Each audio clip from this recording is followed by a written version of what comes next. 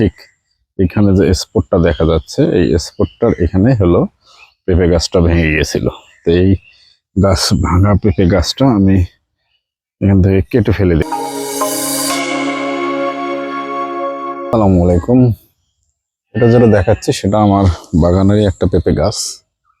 যেটা দেখতেছেন এখানে 3টা পেঁপে দেখা যাচ্ছে, মোটামুটি অনেক বড় সাইজের পেঁপেগুলো। এটাকে যদি পেঁপেটাকে হারভেস্ট করি তাহলে এক একটা পেঁপে আমার মনে হয় যে 3 কেজির উপরে একটা করে সাইজ হতে পারে। তো এই গাছটা যেহেতু ফলন 3টা, উপরে আবার এই যে কিছু পেঁপে ধরতেছে এবং ফুল আসতেছে, এবং এই পেঁপেটা অত্যন্ত ভালো পেঁপে। তো এইটা নিয়ে ভিডিও করার একটা উদ্দেশ্য হলো যে পেঁপে গাছ যদি ভেঙে যায় তাও সেটাকে রেখে দেওয়া ভালো। এটার যদি গাছের গোড়াটা আমি দেখাই, এই যে এটা হচ্ছে গাছের গোড়া, এবং এই যে ঠিক এখানে যে স্পটটা দেখা যাচ্ছে, এই স্পটটার এখানে হলো পেঁপে গাছটা ভেঙে গিয়েছিল।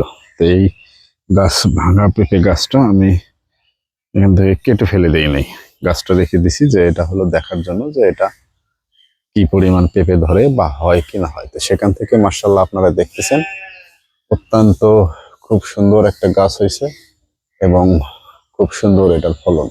এবং এই পেঁপেগুলো আমার মনে হয় যে কিছুদিনের মধ্যে হয়তো এটাকে হারভেস্ট করতে হবে। তো এটা অলরেডি আমার মনে হয় দেখা যাচ্ছে যে একটু একটু পাক ছাড়তেছে, এবং উপরে ওই যে ফুল আছে এবং আরো কিছু পেঁপে হয়তো ধরবে।